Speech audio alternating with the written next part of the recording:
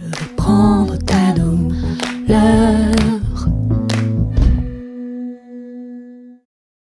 Si l'on regarde l'ensemble de ce qui s'est passé dans le système nerveux central, on se rend compte qu'il y a eu deux périodes. Une période avant, il y a 30 ans, et une période après, il y a 30 ans. Et la période avant, à 30 ans, a été formidable pour la découverte de médicaments.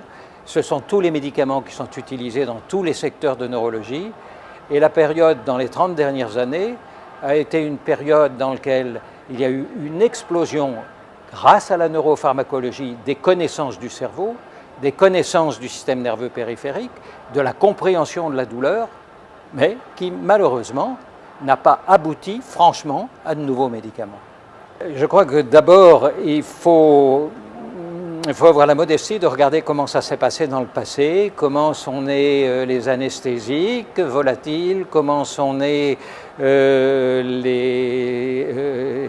toutes les molécules qui agissent sur la psychiatrie, comment sont nés les antidouleurs qu'on utilise aujourd'hui. Et tous ces antidouleurs, ou presque, ont été découverts avec ce qu'on appelle la sérendipité. Ce que j'ai dit tout à l'heure, c'est qu'avec nos essais cliniques d'aujourd'hui, la morphine ne serait absolument jamais qualifiée. Et avec la science qu'on a aujourd'hui, on ne découvrirait pas le paracétamol. Voilà. Et ce dont il faut se souvenir, c'est que des molécules que vous utilisez tous les jours, le diclofénac, l'ibuprofène, le diclofénac est rentré sur le marché en 1960, l'ibuprofène est rentré sur le marché en 1970, mais le prix Nobel pour tout ce qui concerne les prostanoïdes est venu en 1982. Donc tout ça a été découvert bien avant la science. Et il faut se souvenir que des molécules que vous utilisez et dont vous parlez constamment pour les douleurs neuropathiques, comme les gabapentines, la prégabaline, ne fonctionnent pas du tout sur les cibles pour lesquelles on les avait faites. Et il faut se souvenir aussi qu'on les avait faites pour l'épilepsie. Et il faut se souvenir aussi que même pour l'épilepsie, ils ne fonctionnent pas comme on pouvait y penser. Donc, voilà, je pense qu'aujourd'hui, on est dans un système extrêmement contraint de développement de médicaments, dans lequel, avant de lancer un médicament, il faut avoir un principe scientifique pour le lancer, et puis ensuite, on rentre dans des essais cliniques, et dans ces essais cliniques, faits par des gens de grand talent, que ce soit pour la douleur ou que ce soit pour ailleurs, on cherche le patient statistiquement moyen.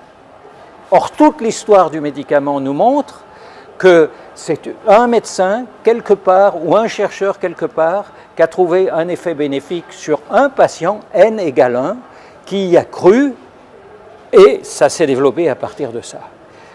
Je suis fasciné par le fait qu'il y a une différence. Donc, est-ce que les essais cliniques aujourd'hui vont permettre de découvrir des médicaments ? Eh bien, probablement non. Je suis caricatural volontairement, d'abord parce qu'ils sont trop chers, et que quand une entreprise aura manqué 1, 2, 3 essais cliniques, elle n'y reviendra pas, et que l'autre entreprise à côté dira « mais lui, il a manqué 1, 2, 3 essais cliniques, pourquoi je gagnerais ?»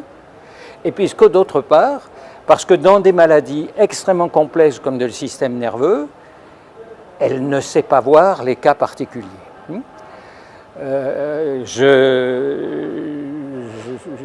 Je donne un exemple, cette fois-ci je le donne dans la douleur, tout à l'heure je l'ai donné dans la dépression. Supposez qu'il y a un médicament qui sort de la recherche préclinique, et un molécule qui puisse devenir un médicament, et puis ils vont dans la recherche clinique. Et dans cette recherche clinique, ce médicament est actif sur 20% des patients.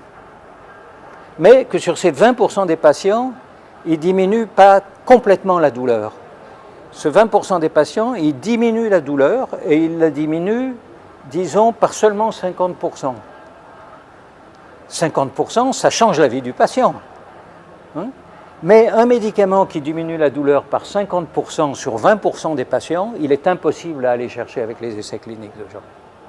Voilà. Donc, il faut faire quelque chose. Les essais cliniques d'aujourd'hui, ils sont trop chers, ils sont trop longs, ils cherchent le patient moyen alors que toute l'histoire est partie d'un patient particulier, et surtout, ils subissent la pression de la société, qui est une pression de la société avec un principe de précaution extraordinaire, car un essai clinique, il est arrêté tout de suite s'il y a des effets graves sur 1000 personnes pour 2 ou 3 personnes, même si les effets sont majeurs pour 10% des patients. Donc il y a un vrai problème.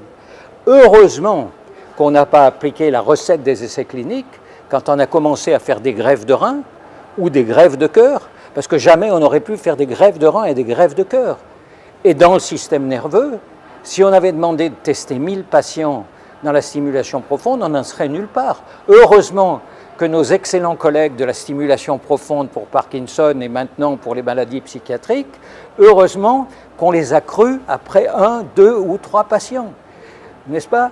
C'est paradoxal ce qui se passe du point de vue du médicament. Et si on se réfère au cœur, dans le cœur, il n'y a pas... La douleur, c'est une anomalie électrique.